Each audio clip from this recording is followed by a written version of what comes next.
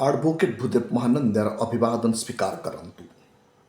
ଆପଣମାନେ ଦେଖୁଛନ୍ତି voice of people, voice of Bahujan. କାହିଁକି ଭାରତବର୍ଷରେ ସଦାସର୍ବଦା ସବୁବେଳେ ସବର୍ଣ୍ଣ ନେତାମାନେ, ସବର୍ଣ୍ଣ ପାର୍ଟି ଅନୁସୂଚିତ ଜାତି, ଅନୁସୂଚିତ ଜନଜାତି ଅବହେଳା କାହିଁକି କରନ୍ତି? 1932 ମସିହା ଦ୍ୱିତୀୟ ରାଉଣ୍ଡ ଟେବୁଲ କନଫରେନ୍ସ, तमाम सवर्ण नेता एक पट, बाबा साहेब अम्बेडकर जड़े अन्य पट। घमाघोष लड़ाई बाबा साहेब तांका बुद्धि व ताकत बଳରେ कम्युनाल एवार्डर डिमांड, सेपारेट इलेक्टोरेट ପାଇଁ ବ୍ରିଟିଶକୁ ମନେଇ ଦିଅନ୍ତି। British prime minister, British cabinet, labour party ସମସ୍ତେ ବାବା ସାହେବ ଅମ୍ବେଦକରକୁ ସପୋର୍ଟ କରନ୍ତି ଏବଂ ବାବା ସାହେବ ଅମ୍ବେଦକରଙ୍କର ଡିମାଣ୍ଡକୁ ସେମାନେ ସ୍ୱୀକାର କରନ୍ତି। ଅର୍ଥାତ୍ ଭାରତରେ ବହୁଜନ ସମାଜକୁ ଭୋଟ ଦେବା ଅଧିକାର, ପୃଥକ ନିର୍ବାଚନ, ଦ୍ୱୈତ ନାଗରିକ ଓ ପୃଥକ ସେଟଲମେଣ୍ଟ, ये डिमांड को ब्रिटिश मानी जानती। कांग्रेस घबराई जाए, मनुवादी नेता मध्य चड़क पशि जाए। बाबा साहेब को काटिया हजार प्रयास, सब प्रयास विफल। बाबा साहेब एविडेंस उपर एविडेंस, प्रमाण सहित, तर्क सहित ब्रिटिश सरकार को बुझे दियंती और ब्रिटिश सरकार गंभीरतार सह बुझंती वो गणतंत्र राष्ट्र रे समस्त को अधिकार मिलिबा बहुत जरूरी। ये कथा बाबा साहेब अम्बेडकर ब्रिटिश कैबिनेट मंत्रिमंडल को और विरोधी दल को एवं सरकार को मध्य कन्विंस कर दियंती। सही समय रे गांधीजी बिल्कुल विफल हो जाती एवं से डिप्रेस क्लास सोसाइटी डिमांड को, अर्थात बाबा साहेब अम्बेडकर डिमांड को बंद करने, अर्थात अनुसूचित जाति, अनुसूचित जनजाति को भोट देवा अधिकार, पृथक निर्वाचन मंडली, द्वैत नागरिक प्रथा और सेपारेट सेटलमेंट अधिकार देवाई बिल्कुल मना कर दियंती। से समय राउंड टेबल कन्फरेन्स रे ब्रिटिश पार्लियामेंट कैबिनेट गांधीजी को पचारती आपण जवाब कौन अच्छी। से समय गांधी निरुत्तर रुहंती एवं से नेक्स्ट रणनीति पर निजुक तैयार करती। मुस्लिम लीग क्षमा को चली जाती एवं डिप्रेस क्लास लोकों को अधिकार कि प्रकार दिया न जीव से प्रयास करती। तेणु बाबा साहेब अम्बेडकर यही तथ्य आपण मैंने 107 स्पीच रे पाइबे एवं 367 पेज रे बाबा साहेब लिखिछन्ते तांको स्पीच रे, जो स्पीच ऑन 12 मार्च 1946 से देछन्ते। सेठी से कहिछन्ते डिप्रेस क्लास नेग्लेक्टेड। कहीं डिप्रेस क्लास को सदा सर्वदा अवहेला करा जाए, कहीं डिप्रेस क्लास को अधिकार देवाई मनुवादी माने इच्छा प्रकाश करते ना। आज भी बहुजन समाज लोकों को अधिकार देवाई मनुवादी पार्टी और मनुवादी नेता माने इच्छा प्रकाश करते ना। प्रथम राउंड टेबल कन्फरेन्स रे बाबा साहेब अम्बेडकर ब्रिटिश पार्लियामेंट और राउंड टेबल कन्फरेन्स रे कांग्रेस को गोटे प्रकार भाव एक्यूज रूपे से वर्णना कर सारी, जोटा भारत में हड़कम मचिगला, मनुवादी पार्टी भितर हड़कम मचिगला। तेणु द्वितीय राउंड टेबल कन्फरेन्स रे कांग्रेस जॉइन होगा बाध्य हेले। बाबा साहेब ये कौन कहते तथ्य सह मुझे आपण मानू जन दूची। तथ्यटी हूँ बाबा साहेब लिखती एवं 12 ମାର୍ଚ୍ଚ 1946 ତାଙ୍କ ସେ ସ୍ପିଚ୍ ଦିଅନ୍ତି ମାଡ୍ରାସରେ डिप्रेस क्लास अधिकार पाई।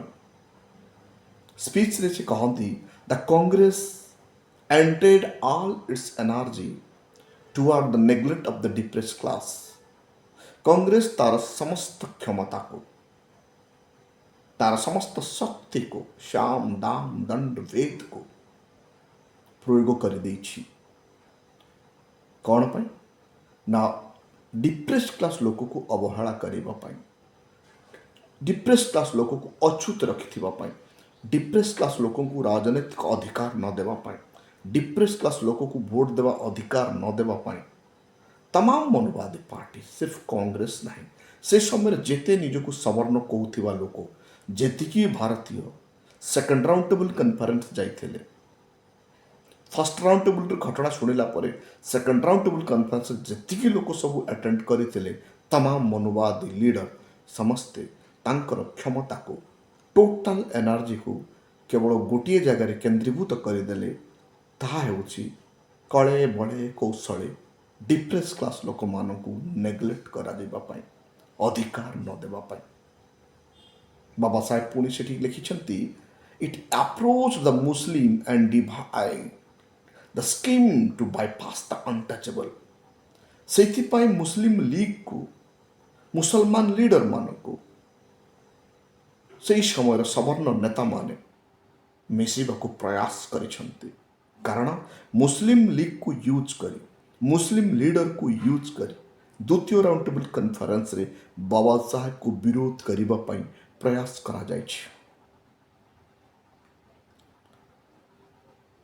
अर्थात से समय मनोवादी नेता ओ गांधीजी मोहम्मद अली जिन्ना ठू आरंभ करी एंटायर मुस्लिम लीग रो लीडर मानकु इंडिविजुअल से साक्षात करती एवं बाबा साहेब अम्बेडकर को द्वारा मिलुथिबा अधिकार, जो वोट देवा अधिकार, जो पॉलिटिकल राइट, जो right to settlement, separate electorate and adult franchise right, जो वोट देवा अधिकार बाबा साहेब डिमांड करते फर्स्ट राउंड टेबल कन्फरेन्स ता सेकंड राउंड टेबल कन्फरेन्स विफल करने गांधीजी और मनोवादी नेता एक प्रयास थिला।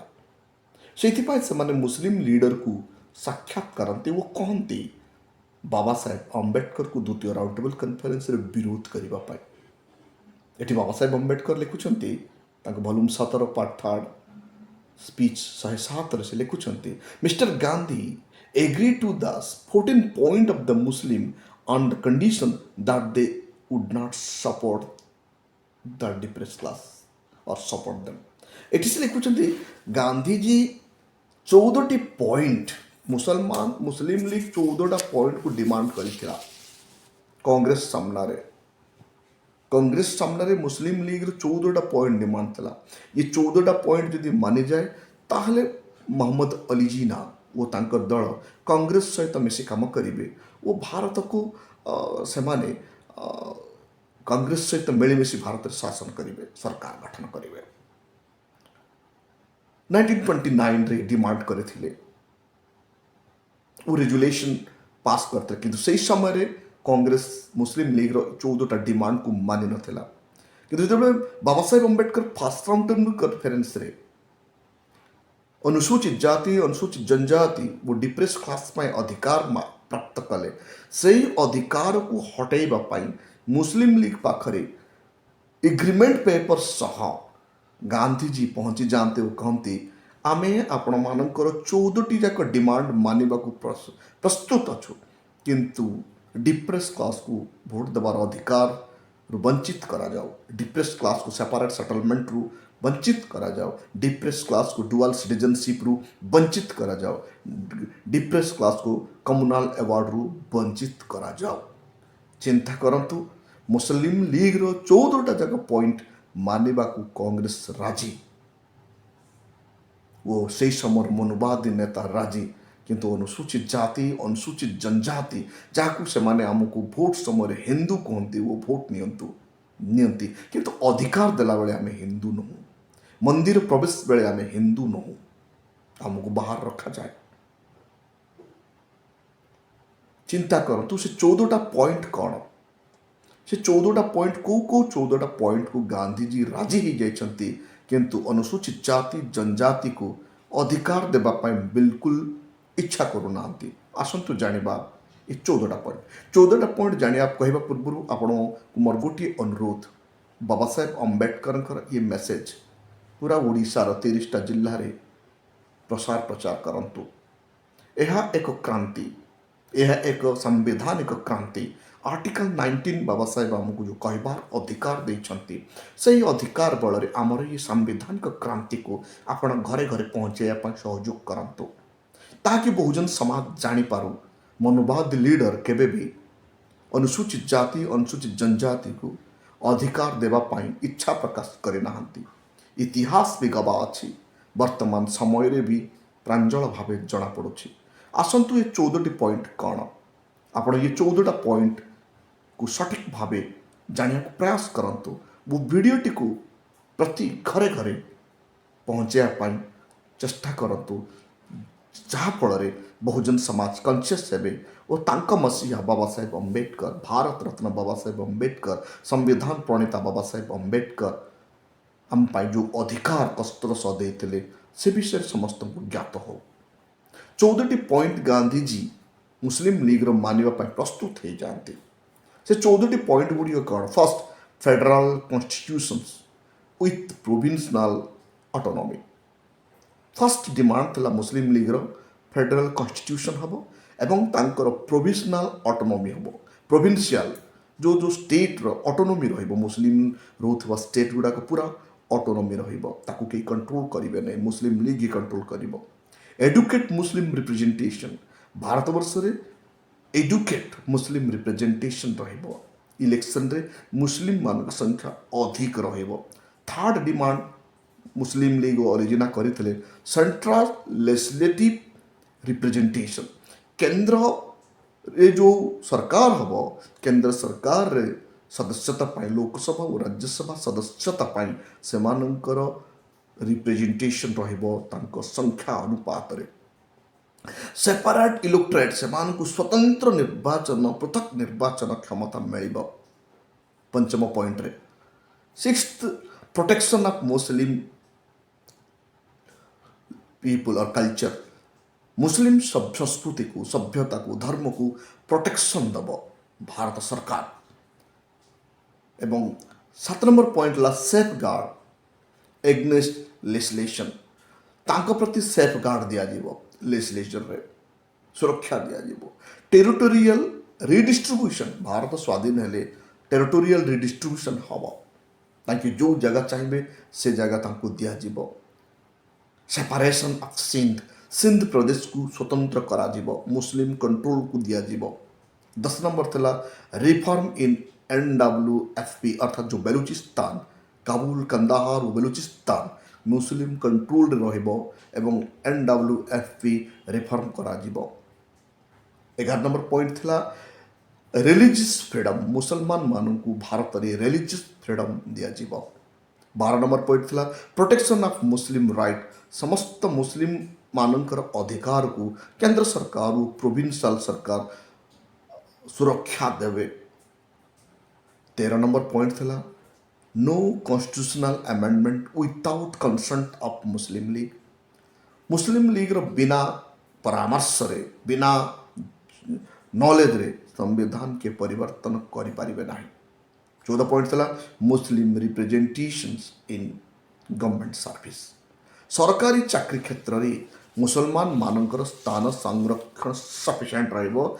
एही डिमांड रखिथिले 1929 मुस्लिम लीग सेतेबेले कांग्रेस विरोध करिथिला, किंतु फर्स्ट राउंड टेबल कॉन्फ्रेंस रे बाबा साहेब को विजय और द्वितीय राउंड टेबल कॉन्फ्रेंस रे बाबा साहेब को सपोर्ट न करिबा पई मुस्लिम लीग को ये डिमांड मानिबा पई गांधीजी और से सवर्ण नेता प्रस्तुत हो गले एवं से माने कहले आपण बाबा साहेब अम्बेडकर को मुस्लिम लीग राउंड टेबल कॉन्फ्रेंस रे सपोर्ट न करू, एग्नेस्ट जाऊ।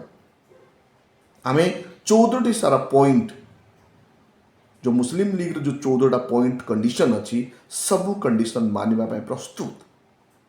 चिंता करंतु आज एमानकर छवि सामना को आसुची, जेहेतु बाबा साहेब अम्बेडकर प्रत्येक जिनस को लिखित भाव रखुले स्पीच को से स्पीच देवा पूर्व सब राइटिंग कर रखुले प्रत्येक घटना को। तेणु ताहा आज मुझे सामने कहीपी मुसलमान को समस्त क्षमता देवे, मोहम्मद अली जिनार समस्त डिमांड मानि नेबे, बट दलित को कम्युनल राइट देवे नहीं, मुस्लिम को कम्युनल राइट देवे बट दलित को कम्युनल राइट देवे नहीं, मुसलमान को सेपारेट इलेक्टोरेट देवे बट दलित को दिया जीव नहीं, मुस्लिम लोक मान को समस्त अधिकार मिल 11-14टा पॉइंट मानिजे बट भारत में रही भारतीय मानक मूल निवासी अनुसूचित जाति अनुसूचित जनजाति कौन अधिकार न देवाई अड़ी बसंती मनुवाद लीडर माने।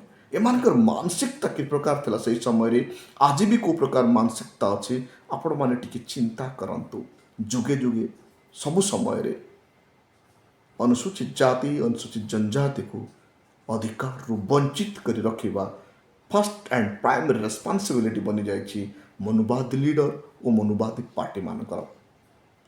बट कौन घटी जानते किंतु आमे धन्यवाद देवा but thanks to the noble sense of humanity in the Muslim. Baba Saheb ये कहते मु धन्यवाद देवी से मुस्लिम लीग लीडर मान को मुस्लिम नेता मान को तांकर जो नोबल सेंस ऑफ ह्यूमैनिटी तांको पाखरे जो मानविकता थिला जो मनीषपणिया थिला से माने गांधी कथा को ग्रहण कले ना। 14टी अधिकार को से माने खारज कले जो अधिकार से माने बार बार डिमांड करुले 1929 डिमांड करी विफल हो जाते किंतु से अधिकार जो दलित एग्नेस्ट गले मिल जाए फिर भी से माने मना करदे कारण बहुजन समाज आमर कौन क्षति करना। डॉक्टर अंबेडकर तांको आंदोलन रे केबे भी मुस्लिम विरोधी नहांती तेणु आमे केबे भी दलित विरुद्ध जीवु ना। एथु प्रमाण होछि जे मुस्लिम व दलित गठबंधन आगामी भारत वर्ष एमाने देशर शासन हेबे। तो से समय मुस्लिम लीग जदि गांधी को कथा शुणी दे थांते ताले बाबा साहेब अंबेडकर आमान को पाई भोट देवा अधिकार भी प्राप्त कर पार न थांते। मुस्लिम लीग रिजेक्ट ये लिखिंट Muslim League that they reject this offer and thus did not agree to isolate the untouchable. से माने अनटचेबिलिटी को एक छत्र एक घर क्या करने मना करदे एवं गांधी कौन ऑफर को से माने रिसीव कले ना। आज आम कोटि कोटि साल्यूट देवा मुस्लिम लीग लीडर मान को। मुस्लिम लीग और कांग्रेस रही मुस्लिम लीडर भी गांधी कथा मानिले ना और बहुजन समाज को बचेदेले। Baba Saheb Ambedkar second round table conference दहाड़े बाघ परी दहाड़े गर्जन कले सिंह परी एवं अम्मान अधिकार प्राप्त कले किंतु बड़ विडंबना भारत पहुँचु पहुँचु मोहनदास करमचंद गांधी आमरण अनशन को चलीगले एवं पुनः पैक्ट बाबा साहेब अंबेडकर सिग्नेचर करने को मजबूर हेले अरोड़ा जेल रे। यह एक बहुत बड़ा इतिहास आज आपण माने जानी पारले सत्यता और सत्य इतिहास। आपण ये वीडियो रे केमती लगिला आर सत्यता सहित संग्रह करंतु एवं आपको चारिआडे प्रचार प्रसार करंतु ताकि 21st सेंचुरी रे बहुजन समाज रो युवपीढ़ी जानतु तांको इतिहास कौन और तांको महापुरुष को प्रकार लड़ाई लड़ी अधिकार देछंती। आज ये अधिकार आम ठुरु छड़े नेबा पुनर्प्रयास चली जदि आम जागिबा नहीं आगामी दिन रे आम जेनेरेशन बंचिबार असंभव। तेणु संवैधानिक प्रक्रिया रे आमर अधिकार को आम मागिबा। आज सोशल मीडिया को आम एक धन्यवाद देवा। सोशल मीडिया और बाबा साहेब अंबेडकर आर्टिकल 19 द्वारा आपण मान सामने समस्त तथ्य पहुँच पारुछि। वीडियोटी को आपण लाइक करंतु कमेंट करंतु शेयर करंतु और ओडिशा कोणे कोणे को प्रचार प्रसार करंतु और बहुजन मिशन को आगे बढ़ाइबा सहयोग करंतु।